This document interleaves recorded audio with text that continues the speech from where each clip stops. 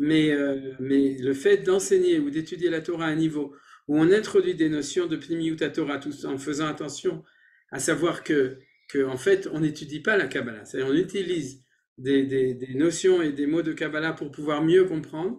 Alors, c'est quelque chose qui, il n'y a aucun problème. Donc, Toda Rabba. Et du coup, je vais en profiter, je vais tout de suite ouvrir le screen. Euh, euh, d'accord. Et on va revenir un petit peu au début. Et chaque fois, j'ai des programmes grandioses, donc il est possible qu'aujourd'hui, on va étudier, on va finir la Yetzira, c'est-à-dire les Psuket Zimra, et on va déjà commencer le Kriyat Shema avec ses brachot. En tout cas, peut-être, si Dieu veut. Bli neder. Mais en tout cas, aujourd'hui, on est dans la, dans la, dans la Yetzira, c'est-à-dire qu'on est dans ce qu'on appelle Psuket Zimra. Alors, je vous rappelle pour que la semaine dernière, ce qu'on avait vu, c'était, attends, excusez-moi, j'ai juste, voilà, j'ai réussi à faire. On s'était arrêté à Ashrei Yoshua Betecha, vous vous souvenez? C'est-à-dire que, et on avait étudié de manière très, très, j'espère précise en tout cas, analysé le psaume qui est le psaume central, qui est celui de Ashrei Yoshua Betecha, et le preuve qu'il est le psaume central, le psaume 145, donc, puisque à partir de là, la prière, elle va nous accompagner dans tous les derniers psaumes de Teilim, de 145 à 150. Le dernier Kol Shama, c'est 150. Et c'est ça qu'on dit dans les Pesukei des Imra. Et on avait vu qu'il est tellement important qu'il faut le dire 3 fois par jour. Et c'est la raison pour laquelle on le dit 2 fois à Shacharit et 1 fois à Mincha. Ashrei Yoshua Betecha. Et je veux juste corriger que j'avais dit que si mes souvenirs sont bons, les textes du Tanar qui sont en acrostiche, il n'y en avait que 3, le Tmané à pied, le Koufut tête, Eshet Raïl, qui est dans Michelet, et Ashrei Yoshua. Mais en fait, il y en a encore un qu'on lit tous les Shabbatot le matin, au début qu'on rajoute le Shabbat le matin.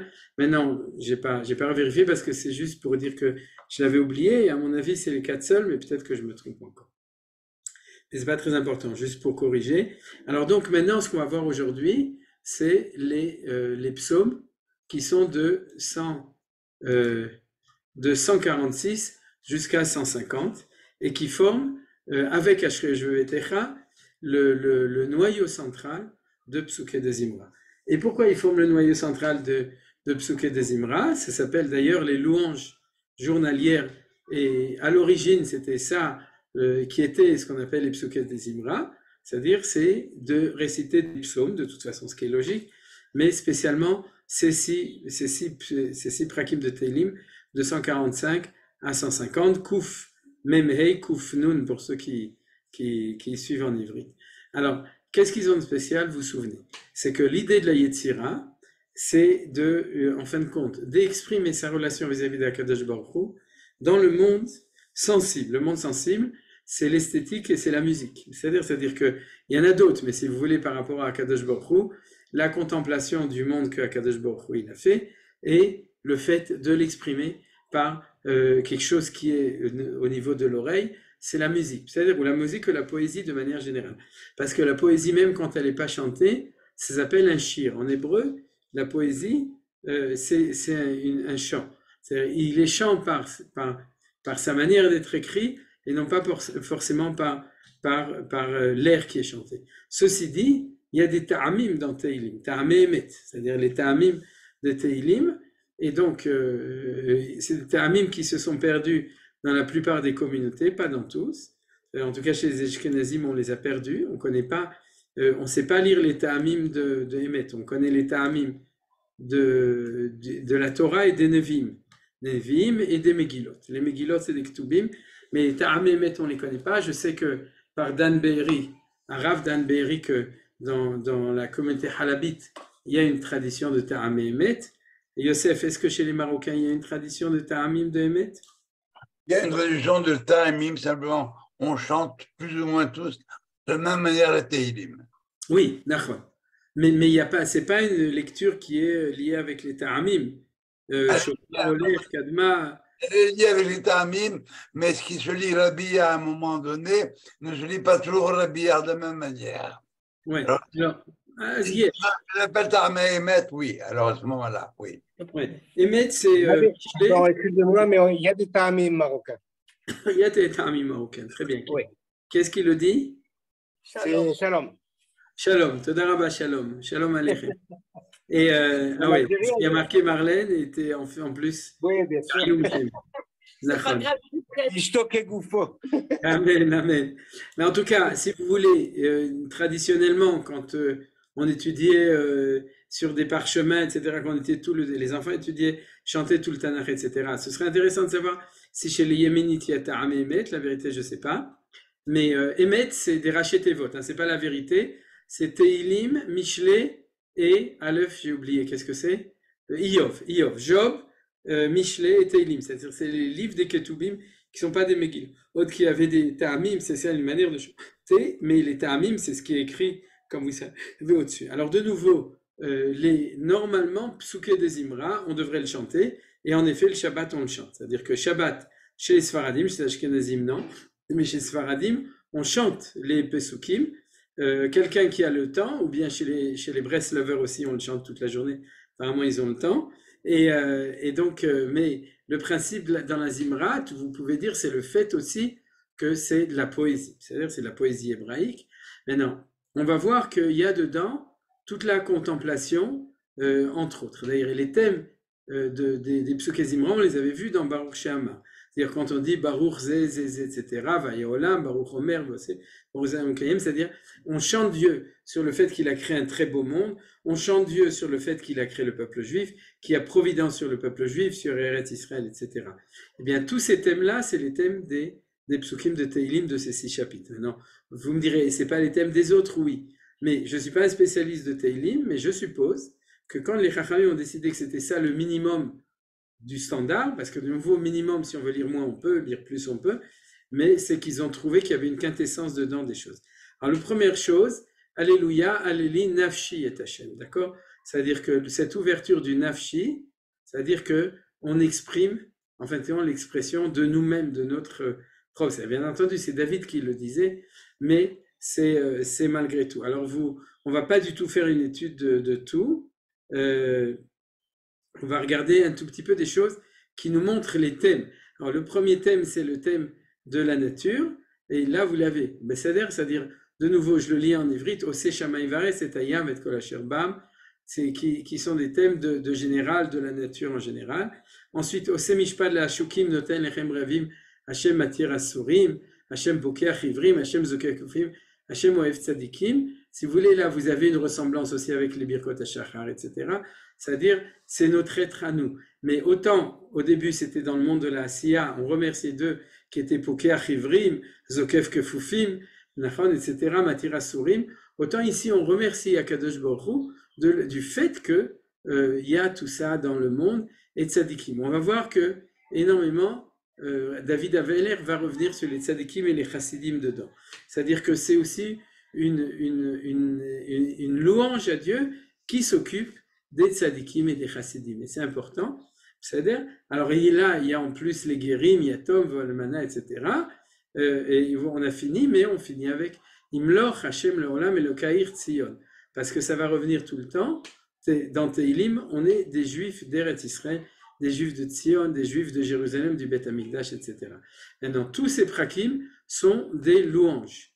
C'est-à-dire, c'est des prakim de louanges. C'est pour ça qu'ils commencent par Alléluia et ils finissent par Alléluia.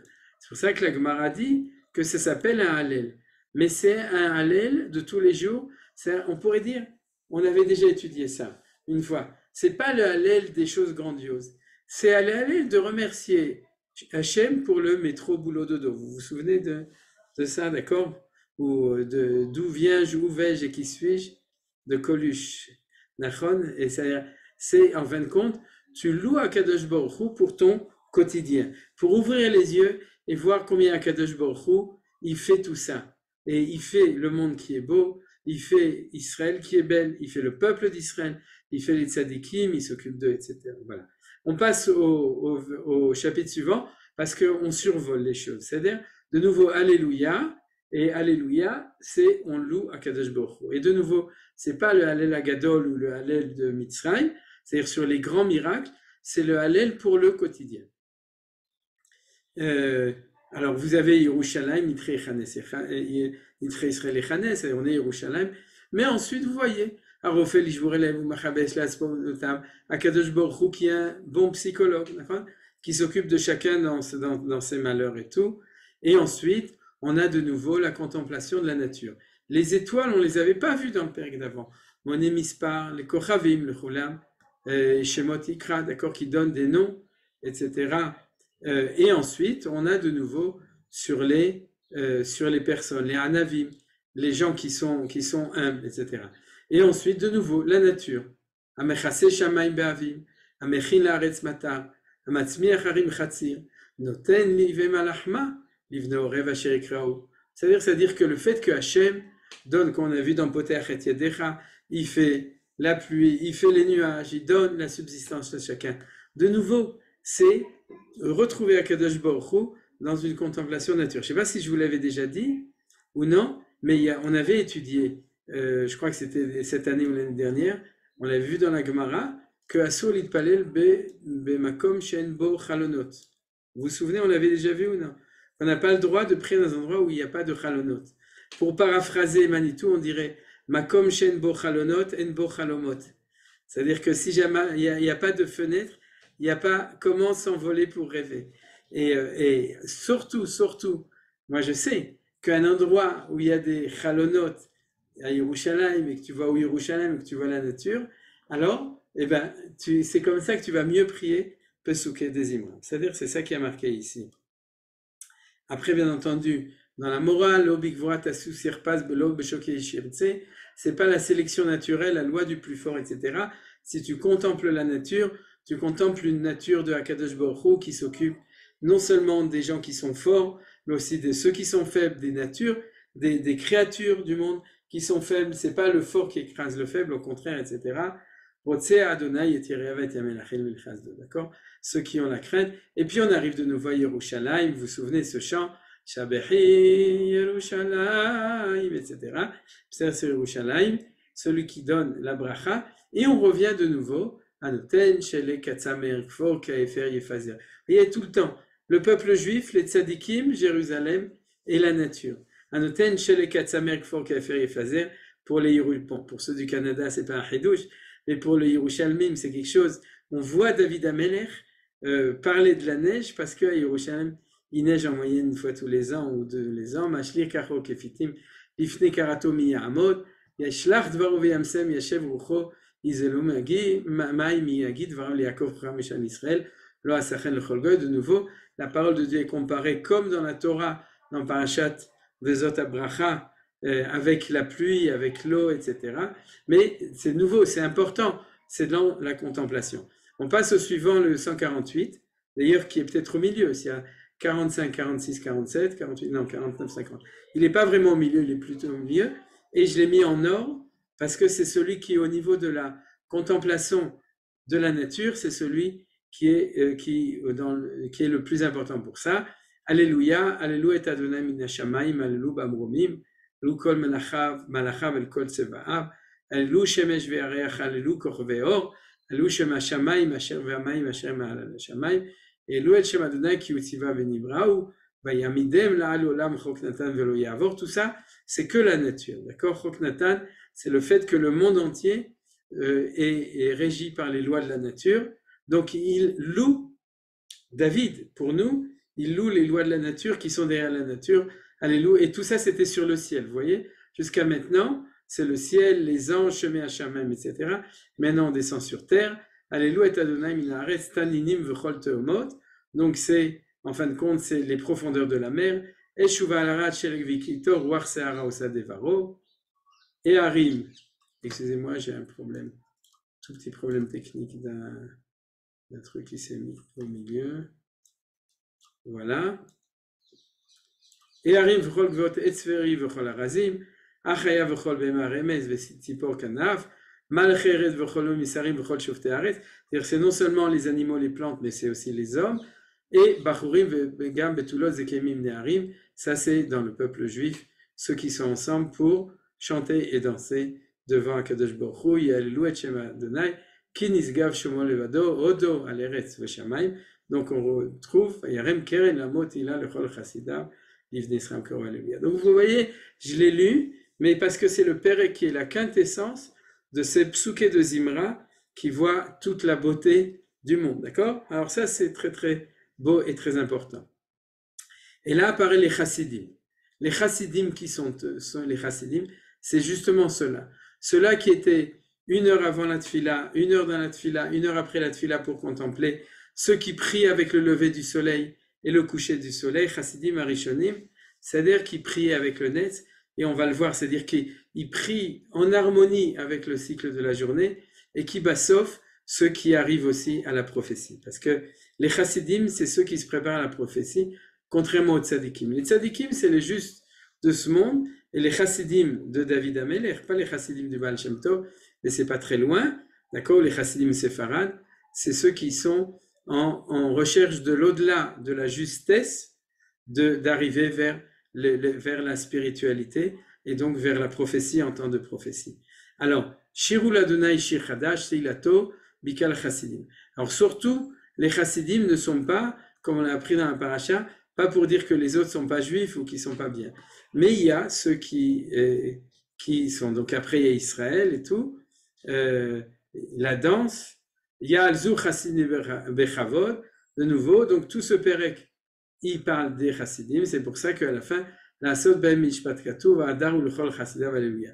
Les chassidim, ils vont à l'armée, vous voyez, si vous lisez tous ces trucs, alors bien entendu, il y en a qui diront que c'est de la métaphore, tout ce qui est marqué ici, mais pour David Ameller, c'est pas de la métaphore, c'est vrai. C'est-à-dire, David Ameller, c'est le même qui chante les louanges de Dieu la nuit et qui fait la guerre dans la journée. Et on arrive au summum de tout, l'apothéose de tout, c'est le dernier chapitre de Tehillim. Et en effet, si, comme dans chaque livre qui se respecte, le dernier chapitre, c'est toujours quelque chose de spécial, la conclusion. Et si David Amelech a décidé de mettre ce chapitre-là comme conclusion, le chapitre 150 de Tehillim, c'est quelque chose de spécial. Et qu'est-ce qu'il y a dedans?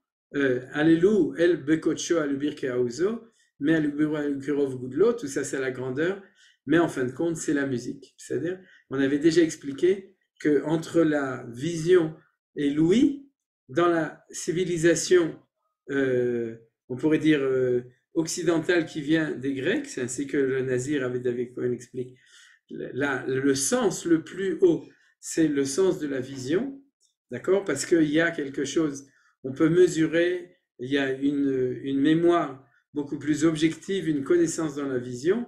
C'est comme ça qu'on peut appréhender de manière quantitative aussi les choses. Mais d'après la tradition hébraïque, c'est le Shema Israël, c'est l'ouïe qui est le sens qui est le plus haut, et c'est par là qu'apparaît la prophétie. C'est-à-dire la prophétie, elle est dans l'écoute, dans la voix de Hakadosh Baruch Hu, et donc au niveau de Psuké de Zimra, le sens le plus haut, c'est le sens qui est celui du shir, de la musique, et donc c'est pour ça que David Amelech va terminer avec les instruments de musique, le shofar, le nevel, le kinor, le tof, machol, minim, vogav, tziltzele shama, tziltzele troua, c'est les cymbales, et la conclusion de tout, c'est le dernier pasuk, kol haneshama, te alléluia, alléluia. Alors on le lit 2 fois, mais dans Tehillim il est marqué comme ça, c'est la conclusion de tous les psaumes de David. Et comme nous savons, c'est pas les psaumes de David, c'est les psaumes de 10 Gedolim, de 10 grands, dont David Amelech, qui ont écrit la quintessence, on pourrait dire, de la prière, dans le sens de prier Dieu, la tefila, et de la tehila, et des louanges à Dieu. Et elle se termine avec Kol haneshama ta'aleluya, alléluia. C'est-à-dire, il y a le Hallel et Kol haneshama. C'est-à-dire que dans cette psuké de Zimra, dans cette entente du chant, on arrive normalement au summum de l'expression de toute la neshama. C'est-à-dire ça, on est arrivé à la fin. Halacha lema'aseh, c'est pour ça que si quelqu'un il a son train à prendre, il doit prendre le TGV et qu'il est obligé, pour ne pas le rater, de faire TGV, c'est-à-dire Tefila à grande vitesse. À ce moment-là, s'il est pressé, à ce moment-là, le plus important dans les Psuké Zimra, c'est Ashrei et Kol HaNeshama. Vous avez compris pourquoi, d'accord? C'est-à-dire c'est Ashrei, on l'a vu la semaine dernière, Kol HaNeshama, c'est la conclusion de tout, c'est pas les instruments, c'est Kol HaNeshama. C'est-à-dire que c'est pas la voix de la Neshama, mais c'est toute la Neshama. Pour arriver à nous mettre dedans avec notre Neshama. Maintenant qu'on a fini ça, s'il n'y a pas de questions, on peut continuer. Si vous avez des questions, vous pouvez... Oui, Annette, il a fait. Sauf qu'il faut que tu ouvres ton micro. Annette, si tu parles avec le micro fermé, à mon avis, on ne va pas t'entendre. On n'entend toujours pas. Tu n'arrives pas à ouvrir ton micro? C'est que Johan, il vous l'a coincé. Tov, moi, je ne peux pas te l'ouvrir. Alors, les autres arrivent à ouvrir leur micro ou non? Oui, donc c'est que tu peux l'ouvrir. Tov, je vais continuer. Si tu réussis à l'ouvrir à ce moment-là, sinon, Johan ouvrira tous les micros à la fin du cours et tu demanderas à ce moment-là. C'est-à-dire, tant pis. Malas. Alors, si quelqu'un d'autre veut, dans la mesure où on a terminé une unité, vous pouvez demander. Sinon, on continue. Alors, pourquoi? Parce que c'est cette unité, comme je l'ai dit, qui est le psuké des Imra par excellence. Maintenant, on va passer à deux thèmes importants. La présence, avant c'était la présence de Hachem partout, c'est-à-dire si vous voulez dans la nature, dans la providence, etc. Ça va ensemble. Et maintenant, j'ai marqué la présence de Hachem dans le monde, mais en fait, si vous voulez, il y a une espèce de, à mon avis, le Vaïvarer David, il y a quelque chose qui est une quintessence de tout. C'est une déclaration. Et cette déclaration, elle est extrêmement importante, et c'est la raison pour laquelle, quand on dit Vaïvarer David, tout le monde se met debout. Comme vous savez, les Ashkenazim, comme en Pologne et en Russie, il faisait froid, ils aimaient bien prier debout pour se réchauffer. Et les Sfaradim, comme dans le pays Sfaradim, il faisait très chaud, ils aimaient bien prier assis. Mais en tout cas, tout le monde se lève pour Baruch She'amar, et tout le monde se lève pour Vaïvarer David. Donc il faut imaginer que si on se lève, c'est que c'est une déclaration importante. Nous, Ashkenazim reste debout jusqu'à Ishtabach. Pour les Sfaradim, une fois que Vaïvarer David est terminé, il se rassoit, vous savez. C'est-à-dire ça, je vous décris les deux coutumes. Et d'ailleurs, il faut savoir qu'au niveau de la halacha, Al Yeshanim Ipene Amachloket, c'est-à-dire qu'aujourd'hui, Baruch Hashem, il y a beaucoup de synagogues en Eretz Israël comme au Kotel, où chacun il fait sa coutume, parce que c'est clair que c'est une synagogue où tout le monde, il y a plein de gens de partout. Mais si vous êtes dans une synagogue, dans un Bet Knesset, qui est que Séfarad ou que Ashkenaz, vous devez vous conduire comme tout le monde. C'est-à-dire un Ashkenaz a l'obligation de s'asseoir après Vaïvarer David, même s'il a l'habitude de rester debout. Et un Sfarad a l'obligation de rester debout. Chez les femmes, je ne sais pas, comme c'est derrière la Mechitza. Mais chez les hommes, même si c'est pour un Ashkenaz, ça le dérange de dire Aziachir Moshe assis, mais il doit le faire parce qu'Ali Shanem Ipnei Machloket, il faut faire comme tout le monde. Marlène, tu voulais dire quelque chose? Non, mais c'est exactement la question que je voulais poser sur Baruch She'amar. Pourquoi on se lève? Alors, en général, c'est comme ça. Quand on se lève, c'est qu'on a une déclaration. C'est quelque chose qui est important. Par exemple, normalement, théoriquement, quand on fait une bracha sur une mitzvah, et on fait une mitzvah, on le fait debout. Alors, chez les Mekoubalim, par exemple, on dit que les tefilin, dans Benita, il faut les faire assis, donc il y a toutes sortes de choses spéciales. Mais normalement, tu fais le loulav, tu te mets debout, tu fais Sfirat HaOmer, tu te mets debout, tu allumes les bougies de Shabbat, tu te mets debout, etc. Donc, ça nous est pratiquement automatique. D'accord? Tu ne te verrais pas allumer les bougies de Shabbat assises, Marlène. Non? Non.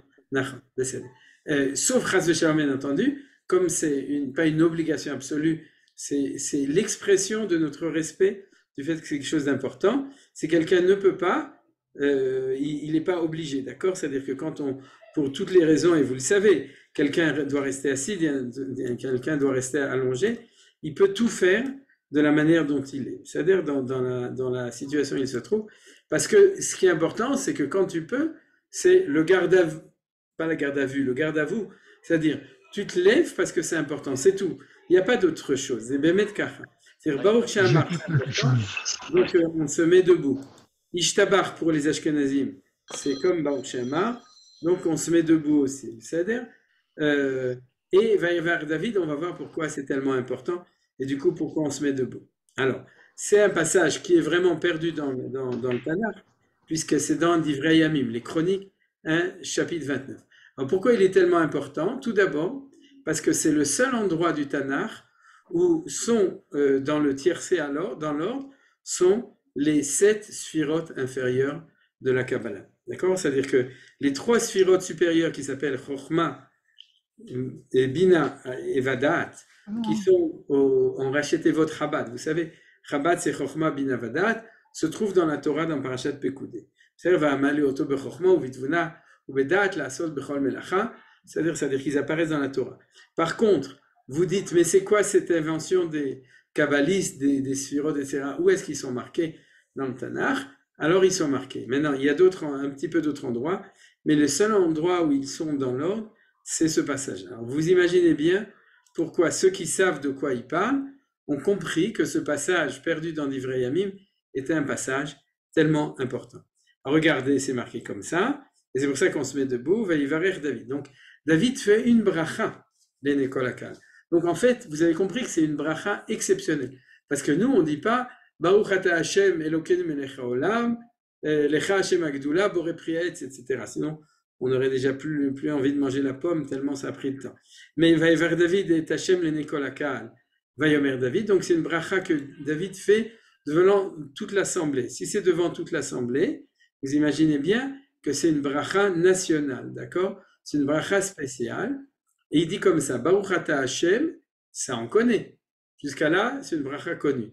Eloke Israël Avinu, on ne connaît pas. On n'a pas de bracha comme ça. Nous, on a ou Elokeinu melech haolam, ou bien Elokeinu melech haolam. Non, c'est tout. On n'a pas d'autre bracha, en gros. C'est-à-dire, je ne crois pas. Là, c'est Eloke Israël Avinu. Donc, c'est le Dieu d'Israël, Me'olam ve'ada olam. Alors là, c'est tout ensemble. C'est-à-dire qu'on a le peuple juif dans la bracha et on a l'éternité. Me'olam ve'ada olam. On avait étudié ça une fois quand on avait parlé de la manière de prier dans le Harabait, il y a 2 ans. C'est-à-dire, mais Me'olam ve'ada olam, c'est une déclaration. C'est que Dieu apparaît dans toutes ses dimensions. D'ailleurs, olam, c'est le monde et c'est le temps. Il apparaît de manière éternelle. Donc, on suppose que ce passage de Divrei Yamim est un passage exceptionnel où, au moment de David Amelech, Akadosh Baruch Hu a apparu dans toute sa grandeur. C'est-à-dire, et c'est pour ça que dans la suite de la bracha, c'est la suite. Baruch ata Hashem et Israël Avinu me'olamvad olam, lecha Hashem Agdula, c'est la suite de la bracha. Et qu'est-ce qu'il dit dans la bracha? Toi, Hashem, tu as la Gedula. Gedula, c'est Chesed. Gvura, c'est Gvura. Tiferet, c'est Tiferet. Netzach, d'ailleurs, comment on sait que Gdula c'est Chesed? Parce que dans la Mida, on va voir que ça va revenir. Ael, Agadol, Agibor, va Nora. Nora c'est Tiferet, c'est-à-dire que Gadol c'est Chesed. Donc Lecha Hashem Agdula, Chesed, Gvura, Gvura, Tiferet, Tiferet, Netzach, Vaod, c'est comme j'ai dit, c'est pas le tiercé, c'est le septennat dans l'ordre. Kichol Vashamayim Vaaretz, ça c'est Yesod, alors ça il faut le savoir, c'est les Chachamim qui nous l'ont appris. Et Lecha Hashem HaMamlacha, c'est Malchut. Donc vous voyez que vous avez les 7 sphirotes ici, HaMamlacha va mitnase le Chorosh. Donc en fait c'est jusqu'ici, et il nous dit Lecha Hashem HaMamlacha. Maintenant, pourquoi c'est tellement important pour le juif de base? Parce que tout de suite après il y a marqué quoi? Va'osher v'akabod milfanecha. Je l'ai dit comme on le dit bien chez nous. Va'osher v'akabod milfanecha. Nachon v'ata moshel bakol u'yadecha koaru. Pourquoi je dis ça? Parce que si la bracha est tellement extraordinaire, elle amène la bracha. Et si elle amène la bracha, elle amène la bracha dans la parnassa, osher v'kavod. D'accord? Elle amène. C'est pour ça que dans la tradition séfarade et chassidie, on met 3 petites pièces d'argent dans la coupa tzedaka quand on dit osher v'kavod milfanecha. Pourquoi? Parce qu'on met un peu d'argent, parce qu'on dit l'argent amène l'argent. Donc si tu mets 3 petites pièces, tu sais que tu crées un keli pour pouvoir recevoir le rocher. Donc, c'est pas une blague, c'est vrai, c'est sérieux, parce que si vous comprenez tout ce qu'on vient de dire auparavant, et que c'est une bracha, alors c'est sûr que ça va amener la bracha à chacun dans ce qu'il doit recevoir. Il y en a qui ont besoin de rocher, il y en a besoin qui ont besoin de kavod, il y en a qui ont besoin de moshel bakol, biadecha koach ugvura, ou les biadecha le gadel, ou le chazek lakol. Vous voyez, c'est-à-dire que c'est une bracha extraordinaire qui va arriver partout. D'accord? Et donc, à la fin, Va'ata Elohim odim anachnu lach u'ma'alelim leshem tifartecha. Et c'est pour ça que ça fait partie des psukei des Imra, parce que c'est une louange sur Dieu. Maintenant, pourquoi est-ce que c'est tellement important et que ça apparaît à ce moment? Parce que justement, c'est, d'une certaine manière, la plus belle louange, d'une certaine manière, du Tanakh dans la mesure où c'est une bracha que David a fait pour louer Dieu, où il a exprimé tout ce qui pouvait être exprimé au niveau du conduit de l'influx de la bracha dans le monde, puisque il y a tout qui est marqué de manière organisée de cette manière-là. C'est ça qui est important, maintenant vous comprenez pourquoi c'est marqué. Alors pourquoi c'est David qui a pu le dire? Alors c'est un secret qui est très simple. C'est qu'on dit que, vous savez que, je vous avais déjà dit, chez les Français ils ont la mer Michel, nachon? Ils ont d'ailleurs aussi le mont de la mer Michel, ça s'appelle le mont Saint-Michel. Et nous on a la mer Kava. La mer Kava, c'est le char céleste, Maaseh Merkava. Et dans le Merkava, il a 4 pieds. Les 3 premiers pieds, c'est par rapport à Avraham, Yitzhak et Yaakov. Et le 4e pied, c'est David Amer. C'est comme ça. Arba Raglé Merkava, c'est Avraham, Yitzhak et Yaakov. Et puis ensuite David Amer. Maintenant, David Amelech, c'est le 4e pied. Et vous savez que une chaise peut tenir sur 3 pieds. Je vous avais déjà dit que c'est une loi. Comment on appelle cette loi? Mishpat Dreyfus. Parce qu'en allemand, Drei c'est 3 et Fuß c'est 3 pieds. Donc c'est ça. Mais pour que ce soit vraiment stable, il faut 4 pieds. Il y a beaucoup de choses qui sont dites dessus. Et le 4e pied qui a fait que Bassof, le monde est stabilisé, c'est la Malchut. Et Malchut c'est David Amelech. Alors ça c'est vraiment de la Kabbalah. C'est-à-dire que la Malchut c'est l'assise sur terre. C'est pour ça que quand on dit que Hachem Melech, c'est qu'il a réussi à s'asseoir sur terre. Comment est-ce qu'il peut s'asseoir sur terre, nous dit le Rav Kook, quand il a une assise de Malchut sur terre, qui est Malchut Israël. C'est-à-dire que lorsqu'Israël est une véritable Malchut, à ce moment-là, Hachem peut s'asseoir sur terre. C'est un passage que le Rav Kook cite dans Oroth, je ne me souviens plus, au début du livre de Oroth, que nous ne voulons pas un État juif parce que nous avons besoin d'un refuge pour les juifs, Miklat, l'Am Israël, qu'il y a un refuge. Nous voulons un État juif, un État d'Israël, pour que la présence de Hachem dans le monde puisse se reposer, la Malchut de Hachem, sur Malchut Israël. Il amène un verset, il dit Vayeshev Shlomo al Kisei Hachem le Melech. Que Shlomo s'est assis sur le trône de Dieu, le Melech comme roi. C'est-à-dire que c'est pas la royauté de droit divin, c'est la royauté qui permet, qui donne le droit au divin de s'asseoir sur terre. C'est-à-dire que c'est deux choses tout à fait différentes. Et le premier et l'avant-dernier, depuis jusqu'à aujourd'hui, qui a eu un royaume sur tout Israël, bon, à part Shaoul Amelech, et d'ailleurs il n'avait pas, c'est David. Et c'était l'avant-dernier, parce que le suivant, c'était Shlomo, et c'est tout. D'accord? Donc David a inauguré la Malchut Israël. Et lorsqu'il a vu que sa Malchut Israël était installée, il savait que Malchut Hashem était descendu, et c'est ça ce qu'on dit lorsqu'on dit dans Psuket des Imra Vayivarer David. Vous avez compris combien c'est important et extraordinaire. C'est-à-dire que David a dit que la bracha de Hashem peut véritablement descendre, puisqu'elle peut descendre jusqu'à sa royauté, puisqu'il y a une royauté qui est celle de David. Et c'est ça qu'il a marqué, Vayivarer David, et Hashem le Nikol Akal, Vayomer David, Baruch ata Hashem Elokei Israël Avinu. Et le jour où on verra la Malchut Hashem qui s'installe, on fera la même bracha. Baruch ata Hashem Elokei Israël. Et cette bracha est marquée dans la Mishnah. Elle est marquée dans la Mishnah de Brachot, lorsqu'on fait un repas où il y a 10 000 participants qui font le zimoun ensemble. Vous avez déjà vu une Seouda où il y a 10 000 personnes? Non. La vérité, c'est qu'aujourd'hui, dans les mariages des Rebbes Chassidim, on s'y approche. Il y a souvent 3 000 personnes, 5 000 personnes, 6 000 personnes, etc. Donc, on n'est pas tellement loin. La halacha n'est pas comme ce Tana, la halacha est comme Rabbi Akiva qui dit qu'on dit Nevarech Elokeinu. Mais d'après le Tana, si mes souvenirs sont mon Rabbi aussi, il dit que quand il y a 10 000 personnes qui font un repas ensemble, on dit Baruch Hashem Elokeinu Elokei Israël Yoshev Akruvim Shachal Mishelu. C'est-à-dire que une bracha où on dit Elokei Israël existe. Il y a, à mon avis, d'autres endroits, mais je n'ai pas vérifié, donc j'ai oublié de regarder. Mais en tout cas, vous comprenez, une bracha où on peut dire non pas Melech Haolam mais Elokei Israël, c'est lorsque la Shrina peut résider. Et alors là, on le cite dans Psuket Zimra pour remercier Dieu avec, on pourrait dire, le summum de la révélation de Dieu en tant que celui qui bénit le monde. Alors vous avez compris pourquoi ce passage est important. Ça va beaucoup plus haut est beaucoup plus loin, d'un certain point de vue, que les psuké de Zimra. Mais les psuké de Zimra d'avant de David Amer, ils étaient plus proches de nous, plus proches de notre corps, de notre cœur. Là maintenant, on pourrait dire c'est une espèce, de nouveau après Kol HaNeshama, d'une espèce d'apothéose générale des choses. Et maintenant, on passe à la suite.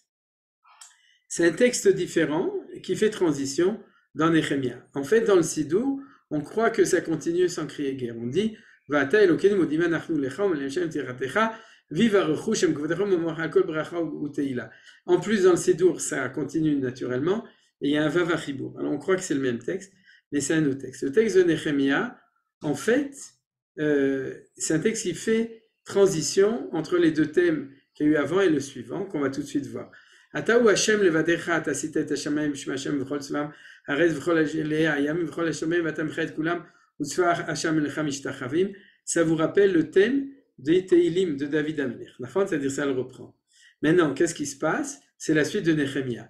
Ataou Hashem Elokeim asher bacharta ba'Avram v'zedo merukazdim v'samta shma Avram v'tzata levavon ema lefanecha v'charot imo abrit leteteres haknaani achiti etc. ותראה עוני אבותינו במצרים ואת זעקתם שמעת לים סוף אתו ויעמקת לפניהם ויבואו בתוך הים ביבשה ואת חוטפיהם השלכת במצולות כמו אבן במים עזים. Jusqu'à là, c'est Nehemia. Et c'est quoi? C'est qu'il nous fait la transition avec le troisième thème de Psuké de Zimra. Premier thème de Psuké de Zimra, c'est le thème global qu'on a vu dans Teilim. Deuxième, c'est la présence de Hachem parfaite qui donne une influx de bracha. C'est quelque chose qui est un peu une parenthèse. Et le troisième thème, c'est la présence de Hachem dans l'histoire et le remercier pour la présence de Hachem dans l'histoire. C'est-à-dire avant, c'était un peu, si vous voulez, la poésie, c'est valable pour n'importe quelle personne en bonne santé. Et maintenant, ça c'était ce qu'on a vu dans Teilim, les 6 chapitres des Teilim. Et là maintenant, c'est remercier Akadosh Baruch Hu pour sa providence dans l'histoire du peuple juif. Et quand on parle de ça, on parle toujours de Géoula. Galout et Géoula, d'accord? Et la Gemara, elle dit, dans Masechet Berachot, chapitre 5, première Mishnah, En omdim litpalel, lo mitoch atzlut, velo mitoch atzvut, ve'ela mitoch, ela mitoch ma? À la Rapsuka, Mitoch, alors il y a plein. כובד ראש. שמחה אולי? Qu'est-ce qu'il a dit Koved Rosh? ראש. Oui, qu'est-ce qu'il a dit? Ah, ok, בסדר.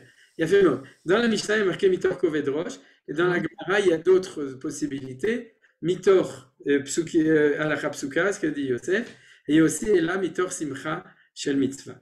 Alors, pour ceux qui veulent des références dans l'enseignement de Manitou, Manitou a des shiurim extraordinaires sur cette Gemara, dans ses cours sur la Tfila ou de manière générale. Et je me souviens encore un cours à Rashi que j'ai entendu de Manitou qui nous a enseigné cette Gemara-là. Très très belle série, mais on l'a enseigné plusieurs fois. Donc, vous pourrez le retrouver dans vos éditions habituelles des cours de Manitou. Mais en tout cas, dans toutes ces opinions, il y en a une qui est celle chassidique, c'est-à-dire Koved Rosh, c'est le sérieux, de ceux qui prient sérieusement. Alakha Psuka, c'est les gens qui sont dans le monde de la halakha, et c'est-à-dire d'avoir quelque chose de clair. Koved Rosh, c'est sérieux. Il y en a un qui dit Mitor Simcha Shel Mitzvah, la réjouissance d'une mitzvah. C'est-à-dire que Enomdim Litpalel, c'est la Hamida. Comment tu te prépares à l'Amida, ce qu'on avait vu, c'est l'heure qui précède. Pour nous, ce n'est pas une heure, comme on l'a dit, mais c'est la préparation à la mitzvah. Alors, à la tfila. Alors, comme disait Manitou, analyser les différentes options, celle-là, c'est dans la simcha. Et dans la simcha, c'est bevada lié avec Psuké de Zimra. Si vous voulez, les Psuké de Zimra sont, peut-être même qu'on pourrait lier les trois explications qui sont avec les trois olamot qui précèdent la Amida. C'est une idée, je l'ai pas, peut-être qu'il faudrait la développer. Mais en tout cas, vous êtes d'accord que Psuké de Zimra, c'est l'extase, la simcha, etc., le chant et tout. Donc, c'est celui qui nous prépare à prier dans la simcha. Et en effet, lorsqu'il y a marqué simcha shel mitzvah, nous dit Rashi, c'est le fait de chanter Az Yashir Moshe.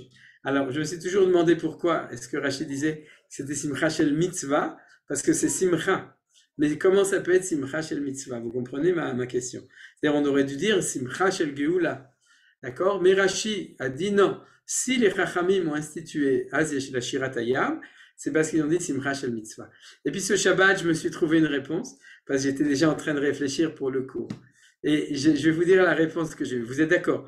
Shirat Hayam, c'est Simchat HaGeula, d'accord? C'est extraordinaire, c'est une Simcha, c'est ce qui va nous mettre l'espérance dans la prière. C'est-à-dire Espéranto. On va voir qu'il y en a une autre, Bezrat Hashem dans Kriyat Shema. C'est-à-dire qu'en fait, on va arriver à la Hamida avec, on va être insufflé d'optimisme, d'espoir, d'accord? Et ça, c'est sans aucun doute l'idée essentielle des choses. Parce que c'est pas la contemplation du monde, la beauté du monde, du Hem les Tzadikim qui nous donne l'espoir. Ça nous donne une joie existentielle, on pourrait dire. Mais pour prier, il faut espérer. C'est-à-dire, or, l'histoire du peuple juif, l'histoire de chacun, personnellement, d'un juif en individu et du peuple juif en collectif, nous pourrait nous donner toutes les raisons d'être désespérés, d'accord? C'est-à-dire de ne pas croire dans un avenir meilleur. Ça peut être maintenant, ça peut être avant, ça a été dans toutes les périodes noires de l'histoire du peuple juif, et existentiellement, ça arrive à tous les jours. C'est-à-dire tous les jours tu te lèves, et c'est pas évident de croire dans un monde meilleur pour toi, ou pour ton peuple, ou pour le monde de manière générale. Et la vérité, c'est que c'est un des points essentiels de la tefila qu'on va voir, c'est que si tu n'as pas de tikva, si tu n'as pas d'espérance, tu peux pas prier fondamentalement. C'est-à-dire que vous êtes d'accord avec ça. Parce que prier, c'est demander quelque chose. C'est vrai qu'il y a des gens désespérés qui prient dans le sens, moi, il n'y a plus aucun espoir, donc je compte sur toi, Kadosh Baruch Hu, ce qu'on appelle Deus ex machina, c'est-à-dire que tu nous sauves de tout ce qu'il y a. Mais une véritable prière, c'est une prière où tu crois en Dieu, tu crois dans l'homme, tu crois dans tout ça. Et ça, c'est le principe de la Géoula.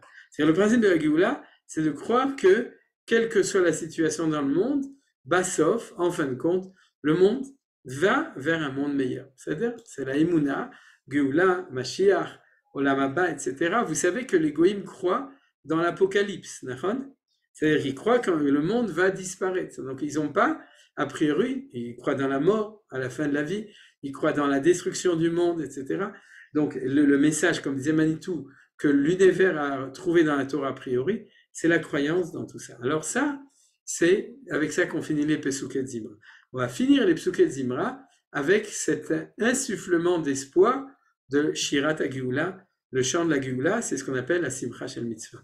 Alors, à mon sens, mais je serais très heureux si vous avez d'autres explications, ce que j'ai pensé ce Shabbat matin lorsque j'étais en train de chanter les Pesukei de Zimra à la synagogue.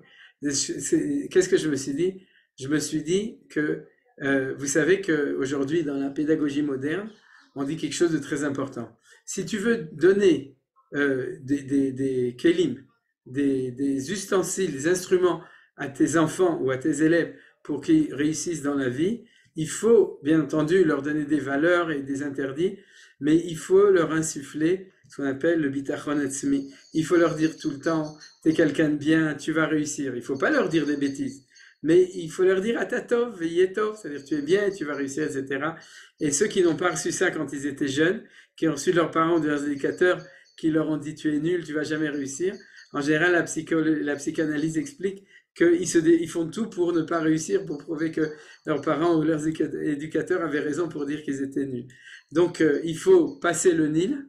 Et non, Joseph, tu dis comme ça, parce que c'était pas vrai. C'est-à-dire, à l'époque, on disait pas tu es nul. On était dur dans l'éducation, mais on était capable de structurer en donnant confiance. Je crois pas qu'un père marocain ou qu'un grand-père marocain, qu'un rave marocain dénigrait ses enfants ou ses élèves. Au contraire, mais il y avait le besoin de les structurer, de leur donner une colonne vertébrale, etc. C'est valable aussi dans le monde ashkénaze. Mais il y avait toujours, comme disait le Ramban, Tochecha megula ve'ava mesuteret, c'est-à-dire des remontrances en galouille, ve'ava mesuteret et un amour à l'intérieur derrière les choses. Aujourd'hui, c'est un monde différent, donc on est obligé de parler un autre langage, sinon ça ne marcherait pas. Mais en tout cas, ce qui est sûr, je me suis dit, c'est extraordinaire. Il y a quelque chose que je ne comprends pas. Oui. Ce n'est pas la seule. Hein. Ouais. Qu'est-ce que ça veut dire ata ou? Ata ou levadecha? Ata ou. C'est ata ou c'est ou? Bon, ça c'est un sujet, je ne peux pas te répondre. Regarde dans Rabbi Tzadok HaKohen Milublin, dans Tzidkat HaTzadik, premier Piska. Mais disons que si tu veux, en un mot, Ata, c'est quand tu vois Hachem en face, c'est dans l'amour. Hu, c'est quand c'est à la troisième personne, il est Nistar, c'est comme ça qu'on appelle en hébreu, c'est dans la ira, dans la crainte. C'est Ataou, c'est une unité entre Ava et Ira. On va le voir, Bezrat Hachem, la semaine prochaine, de nouveau autre part. Maintenant, ce que je veux dire, c'est que dites-vous que les Juifs se lèvent tous les matins, et tous les matins, ils lisent des textes où on dit, vous êtes le peuple élu, Akadosh Baruch Hu vous aime, il vous admire, vous êtes super, et il va y avoir la Géoula, il y a tous ces trucs-là. C'est-à-dire que c'est quelque chose d'incroyable. C'est-à-dire qu'il n'y a rien de mal dans tout ça, il n'y a que du bien. Et je me dis, mais pourquoi il faut le répéter tous les jours? Parce que tous les jours, tu as besoin qu'on te dise que tu es bien et que tu vas réussir et que ça va réussir et que ça va être, etc. Et bien ça, c'est les psuké zimra. Alors pourquoi je pense que c'est Simcha Shel Mitzvah? Parce que nous, on doit faire les mitzvot. Mais pour faire les mitzvot, c'est-à-dire faire ce qu'on a à faire, il faut qu'on nous dise qu'on est bien et que ça va réussir. Et c'est-à-dire que la Simcha Shel Mitzvah, c'est la Simcha de la Géoula qui nous donne de la motivation pour continuer à faire ce qu'on a à faire. Je pense que c'est ça l'explication Simcha Shel Mitzvah, parce qu'il n'y a pas de mitzvot dans la Shirat Hayam, vous avez compris le principe. C'est-à-dire la Simcha Shel Mitzvah. Alors, c'est mon explication de cette semaine, mais en tout cas, à part ce qu'on dit à la fin, c'est Shirat Hayam, Vayosha Hashem Bayomahu, et toute la Shira de Shirat Hayam, et je vois que le temps avance, et tout ça, vous avez compris pourquoi. C'est-à-dire que on va se lier dans Psuké de Zimra, dans la Simcha, d'être lié avec Akadosh Baruch Hu, qui est lié avec la dimension de l'histoire. Mais pas dans l'histoire de manière générale, dans l'histoire, dans sa vision positive de Géoula. Et on puise tout de Shirat Hayam, parce que c'est à ce moment-là, comme on l'a vu à d'autres cours, que les enfants d'Israël ont vu la Géoula et ils ont chanté la Géoula. Alors, Psuké de Zimra, c'est des chants. Et c'est d'ailleurs pour ça que c'est, en fin de compte, d'une certaine manière, l'apothéose de Psuké de Zimra, que vous savez que dans toutes les communautés sépharandes, en tout cas, chaque Shabbat, s'il y a un passage qui est chanté et que les gens savent qui est chanté, c'est-à-dire si vous demandez à un juif séfarade, dis-moi, Tfilat Shacharit, quel est le passage qui est vraiment chanté, qui est super, tout le monde dira Shirat Hayam, d'ailleurs qui est chanté, Bémet, tout le monde ensemble et tout. Malheureusement, chez les Ashkenazim, et j'ai rien à dire contre les Ashkenazim parce que je suis né Ashkenaz et je suis un peu Ashkenaz, mais d'abord, côté chassidique, c'est mieux, c'est-à-dire c'est plus chanté, mais c'est sûr que c'est quelque chose, un point fort de la Tefila à Avodat Hashem de Shabbat, c'est Az Yashir Moshe, vous le savez, et c'est pas par hasard, c'est-à-dire parce que c'est ce point, c'est-à-dire la Simcha qui nous renforce dans la Simcha de savoir que Akadosh Baruch Hu, Ohev Otanu, il nous aime, et il nous amènera à la Géoula, etc. Maintenant, ce qui est très beau dedans, c'est que, et dans la Shira que vous connaissez, et dans l'après-Shira du texte, on va au-delà du passé. C'est-à-dire, il y a Shirat Hayam en elle-même qui est la Géoula du passé, mais j'avais déjà fait un cours dessus, regardez. Les derniers psukim de la Shira, c'est pas ce qu'ils ont vécu à l'époque, c'est ce qu'ils ont entrevu, les enfants d'Israël, quand ils ont passé la mer Rouge. Et quand ils ont passé la mer Rouge, ils ont vu beaucoup plus loin. Parce qu'ils ont vu d'abord Teviemu vetitaemu be'arnachalatecha machon leshiftecha palta Hashem migdash Hashem konenu yedecha. C'est-à-dire qu'ils étaient en train, je dirais, avec leur pyjama encore jaune et noir, ils venaient juste de sortir d'Égypte, d'accord?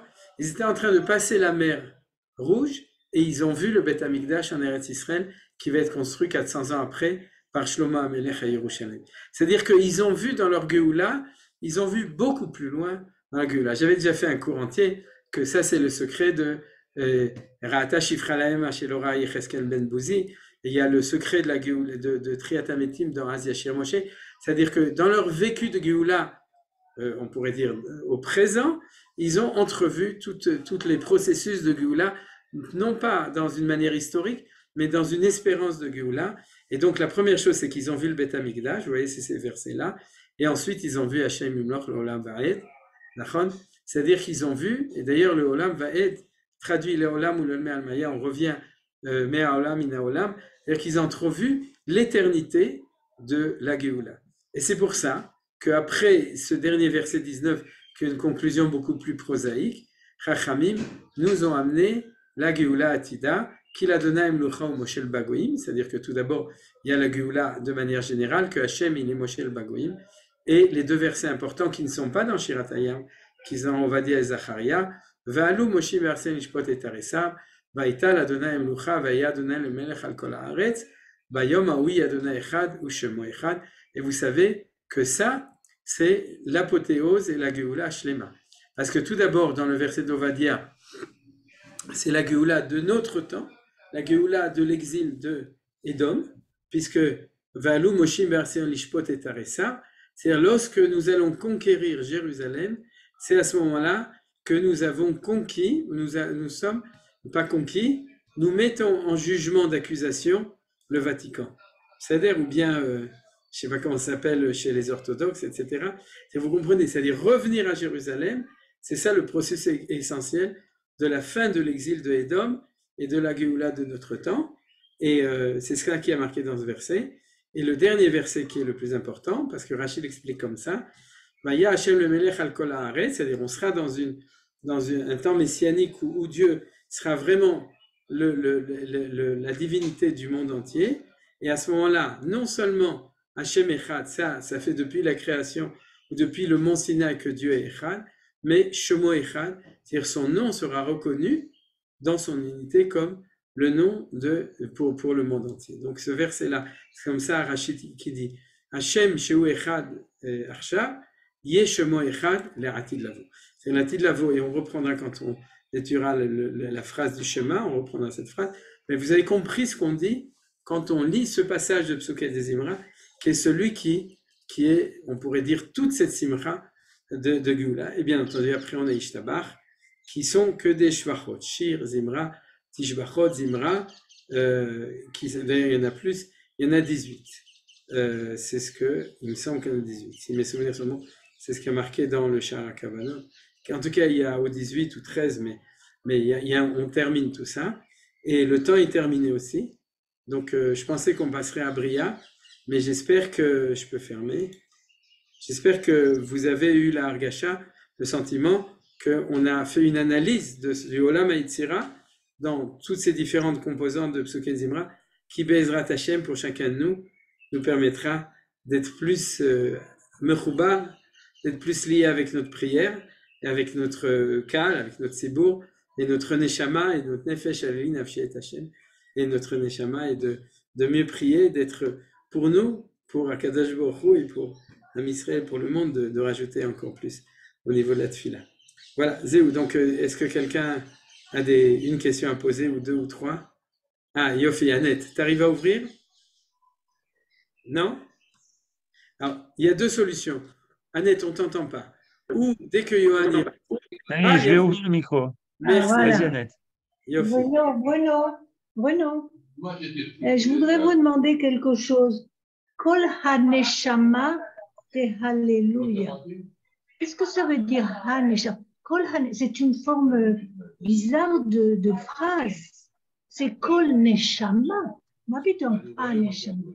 Oui, d'accord. Je vais donner une paraphrase de ça. Il y a dans Pirkei Avot, il y a marqué Ve'dan et kol ha'adam lekav zechut. Vous connaissez cette phrase. Il faut juger les gens avec dans la balance du côté zechut. Et les commentaires, ils disent, mais comment tu peux? Il y a plein de choses mauvaises dans les gens. Mais il n'y a pas marqué Ve'dan kol adam lekav zechut. Il y a marqué Ve'dan kol ha'adam lekav zechut. C'est que si tu prends chacun dans sa globalité, il a toujours du bien et du mal, et à ce moment-là, tu peux juger sa globalité dans le bien, dans la mesure où tu vois qu'il y a quelque chose. C'est pour ça que nous, en général, les gens normaux, ils se jugent en bien, parce qu'ils se connaissent de manière globale. Donc, ils disent, c'est vrai, j'ai tel défaut, mais d'un autre côté, etc., etc. Donc, si tu veux juger l'autre, et je dirais, c'est la même chose. C'est pas kol neshama ta'elia, mais kol ha neshama. C'est-à-dire, à partir du moment où tu as réussi à éveiller en toi toute cette sensibilité à tous les points dans la chanson, dans la contemplation, dans la relation avec Hachem, de cette manière, il y a une espèce de globalité. Si tu veux, dans l'analyse, dans l'intellect, il y a une analyse. L'analyse, c'est ce qu'on appelle le nitouar, c'est-à-dire tu coupes. Et dans le rikshi, tu as la globalité. C'est-à-dire, ça c'est aussi connu au niveau des médecines, etc. C'est-à-dire que quand tu es dans le sentiment, tu vis pas dans la différenciation, mais tu arrives. D'ailleurs, le Maharal le dit au niveau de la simcha. Il dit, quand quelqu'un se sent entier, il est en simcha, Et quand quelqu'un est en simcha, il se sent entier. Je ne sais pas si vous connaissez. C'est holistique. L'holistique, c'est très holistique. D'accord, exactement. La façon Et holistique. regarde, il vaut mieux être holistique Vraiment, que beaucoup. holistique. D'accord, ça c'est ceux qui sont pas en bonne santé. Mais c'est nachon. C'est-à-dire que les psuket zimra doivent te donner une espèce de sentiment global. C'est-à-dire comme ce qu'on appelle la joie, le bien-être ou des choses comme ça, d'accord? Et je pense que c'est ça la notion de kol haneshama. C'est-à-dire si tu arrives à quelque chose où tu sens quelque chose dans tout ton être qui va ensemble. C'est pour ça que c'est kol haneshama. Les aniudati, c'est ça, le sens de ce qu'a dit David Amelech. C'est pour ça que c'est que au Pérec 150, c'était pas au premier Pérec. Aujourd'hui, j'ai étudié avec une élève ce psyché de Mira, justement ça. Et je voulais savoir à quelle date d'Ivrei Hayamim, parce que c'est très postérieur, à la Tanakh. Non. David Amelech l'a dit quand il l'a dit. L'Ivrei Hayamim a été écrit, si mes souvenirs sont bons, dans la Gemara de Baba Batra, page 14, vous pouvez vérifier par Anshe Knesset Agdola. Oui, c'est obligatoire, parce que l'Ivrei Hayamim, c'est jusqu'à Anshe Knesset Agdola. Très tardif. Il a été consigné, le livre de Divrei Hayamim, qui commence à Bereshit et qui finit à l'époque d'Ezra et Nehemia, il était rédigé par les sages de la Grande Assemblée. Mais alors mon élève quand elle cite une parole de David, elle cite un texte qui était connu depuis David. C'est David qui l'a dit. Alors elle m'a demandé qu'est-ce qu'on disait quand il y avait le temple. Qu'est-ce qu'on disait? Il y avait des prières? Ah oui, bien sûr, ça c'est le premier partie du cours. Il faut reprendre tout ce que j'ai enseigné pendant 5 mois au début de l'année. Ah, j'ai raté alors. Peut-être, je ne sais pas. Mais en tout cas, ce que j'avais expliqué, c'est que on ne priait pas à la place des sacrifices, des corbanotes. On priait dans notre relation de prophétique, de parole avec Hachem. C'est un mot tout ce que j'ai dit. C'est-à-dire, mais on priait beaucoup. La preuve, c'est que tout le Tanakh, c'est des prières, et ils ont été écrits à l'époque du Temple. Merci. D'accord.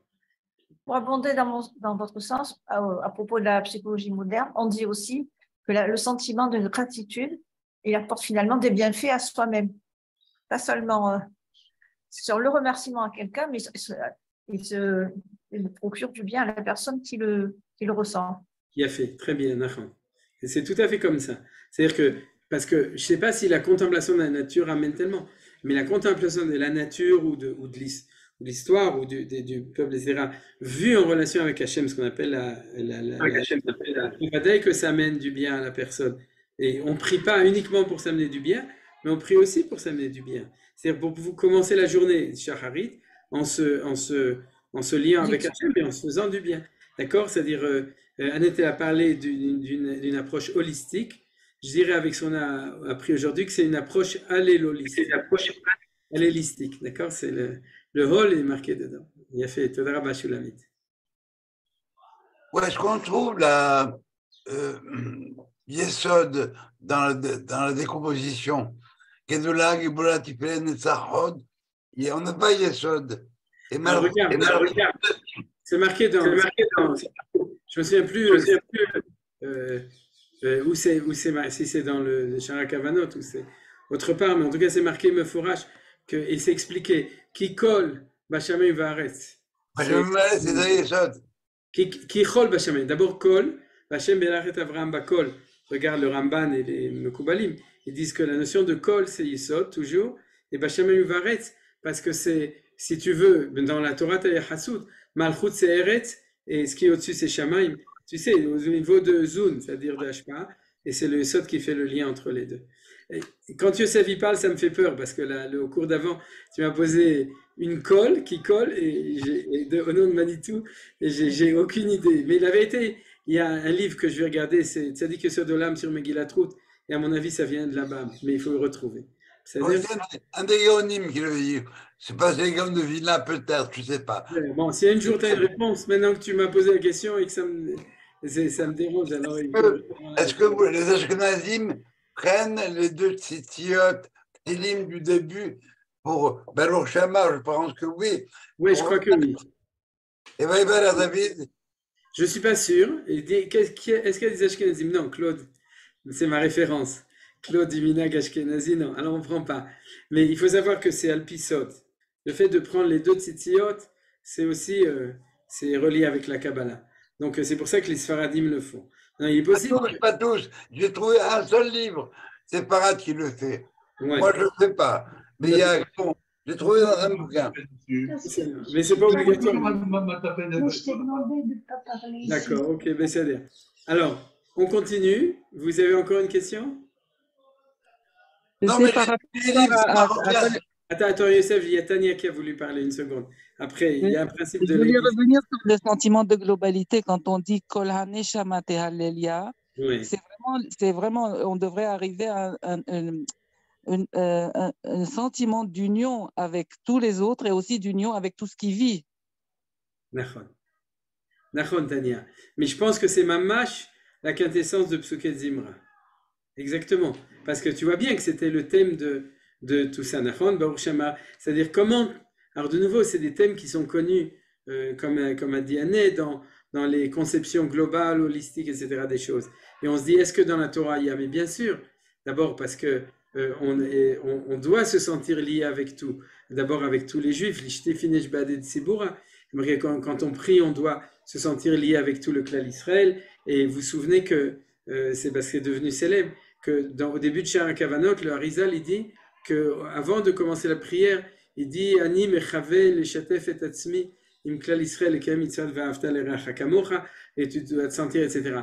Alors c'est évident qu'avec tout ce qu'on a vu, que cette manière d'être, de sentir lié avec le tout, alors c'est quelque chose qui est dans Psuket Zimra. C'est-à-dire, c'est pour ça que Est-ce que c'est uniquement avec tout le clan Israël ou alors avec toute l'humanité, avec tout ce qui vit?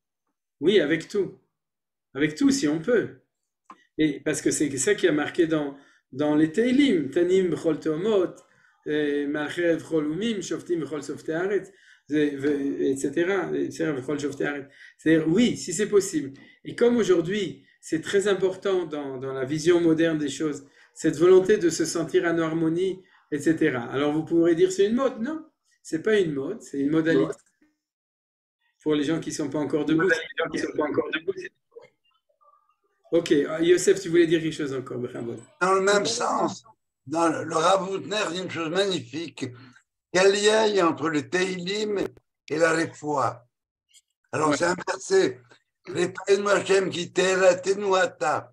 Ça, c'est un verset des Teilim ou des Navi. Mais il explique comme ça. C'est que la première Teila, c'est Shiratayam. Et elle se termine par Kola Machala, le samedi Bemisraïm, Lo Azim Alecha, qui Ani Hashem Nofecha. Il a fait mal. C'est Rav Hutner, c'est pas moi. Oui, mais quand même, c'est toi qui es le chauffard de Rav Hutner. Oui, il a fait. Et j'ai un Teilim marocain si vous voulez l'écouter. À la fin. Ah, Un Teilim marocain. c'est-à-dire qu'il chante. Oui, oui, bien sûr. Si on est d'accord et que techniquement c'est possible, sinon il faut que tu lui envoies le lien. Et c'est Non, je voulais l'écouter, il est là. Ah oui, très bien, super. Super. Alors, Johan, il n'y a rien à dire, c'est toi qui le fera marcher. Mais est-ce que quelqu'un veut. Il y a encore une remarque ou une question ou on a fini? On a fini. Mais normalement, ça serait essentiel de chanter les Psuket Zimra. Qu'est-ce qui parle? Shulamit. Ah, Shulamit, j'ai pas fait Ça attention. me semble essentiel, quoi. Alors Oui. que. Oui, tu as raison, ce serait essentiel, mais comme j'ai dit, on peut, à notre décharge, dire que le fait de le dire, dans la mesure où c'est du chant au niveau de la poésie, c'est à notre décharge. Et puis deuxièmement, qu'on le fait tous les jours et qu'on n'a pas le temps, parce qu'on doit aller au travail, et là nous. La preuve qu'on voudrait le faire, c'est que dès qu'on a le temps, c'est-à-dire le Shabbat et Yom Tov, on le fait. C'est-à-dire que Zéméïd, ça témoigne que si on avait le temps, on le ferait toute la semaine. C'est-à-dire, maintenant, il y en a qui le font parce qu'ils ont le temps. Et par exemple, une Tfilat Nashim, dans la mesure où tu n'es pas obligé de faire tous les Psuket Zimra, si jamais tu préfères en faire un petit peu et de le chanter, la malo. C'est-à-dire, d'après ce qu'on va, plus que chanter. Au Bet Amikdash, les Teilim, ils étaient chantés plus avec l'orchestre. C'est ce qu'on a vu. C'est pour arriver à le Kol Neshama, il faut l'orchestre en plus du chant et Bezrat Hashem. On attend de pouvoir monter au Bet Amikdash et de pouvoir prier de cette manière-là. C'est-à-dire avec un orchestre de centaines de clés Negina et plus toute la comment on appelle ça, la makela, plus là. La La chorale. Plus la chorale du Beth Amikdash. Ça éveille le sentiment. Quoi? Mais ça c'est évident, ça transcende les personnes, d'accord? C'est-à-dire que quand tu pries avec la otzma de tout un tzibour qui prie, c'est inexplicable, tu peux pas expliquer pourquoi.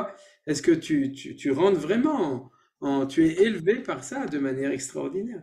Alors ça c'est le Kol HaNeshama. Le Rav Ovadia Yosef commence par écouter de la musique avant son étude. Il a fait, c'est-à-dire. Et chez nous les Ashkenazim, on a le tish, tu sais. Le tish, tu sais ce que c'est? C'est quand le Rebbe, avec tous ces chassidim, ils chantent ensemble. Et ceux qui ne sont pas pour le tish, c'est les patish. D'accord. Alors, yalla. Alors, on s'arrête là? Merci beaucoup. Voilà. Merci beaucoup. Alors, Bezrat Hashem, la semaine prochaine, on passe à la Bria. J'ai déjà préparé parce que je pensais qu'on aurait le temps. Donc, si Dieu veut, vous verrez, je ne veux pas me faire la publicité, mais vous verrez que c'est aussi très intéressant, on avance avec quelque chose de nouveau, de même qu'Asiya, c'était spécial, Yetzira, c'était spécial, et Bezrat Hashem Bria aussi, on verra des choses différentes. Des choses. Azekol Touv et Bezrat Hashem. Merci beaucoup. Ah, Yosef, vas-y, fais la musique.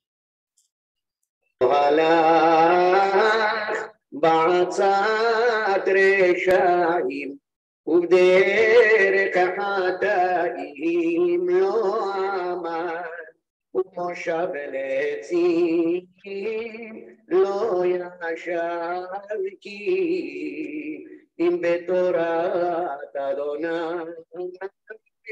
אבצו, ובתורתו יגן יום הלילה. Azak ou Baruch, merci beaucoup Yosef. Merci beaucoup. Quel chapitre de Teilim c'était? Je ne sais pas, je ne connais pas. Je peux le trouver, je le trouverai sans doute. C'est le premier chapitre. Comment? Oui, c'est le. Non, mais je les ai tous comme ça, mais il est réellement magnifique. Il a fait notre Azak ou Baruch. C'est dur, les Teilim, les Ta'amim, ils sont très durs. Ouais. D'accord. Top. Alors, Shavua Tov et Bezrat Hashem, on se retrouve la semaine prochaine ou Yom Hamishi, les Je le dis d'abord. תודה שאתה משתף אותנו תמיד. טוב, תודה רבה. תודה רבה. כן, בשמחה רבה.